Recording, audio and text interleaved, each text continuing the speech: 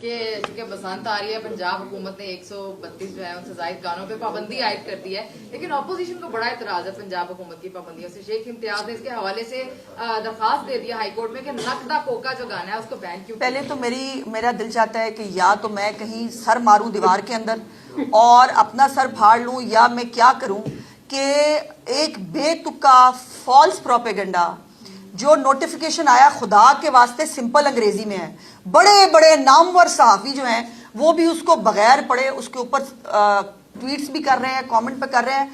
Punjab arts council کا ایک notification ہے جو بڑا کلیئرلی کہہ رہا ہے کہ یہ گانے جو ہیں ان کے اوپر پرفارمنس آن دا تھیٹر جو ہو رہی ہے وہ بین ہے، یہ گانے وہاں استعمال۔ اب اس میں بسنت کہاں ہے؟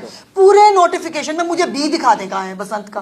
عجیب و غریب بات ہے کہ ہم کتا کان لے گیا سے ہم باہر نہیں آ پاتے، I'm sorry۔ اور بڑے بڑے جیت صحافی جو ہیں وہ بھی وہی اسی کام کے اوپر لگے ہوئے ہیں۔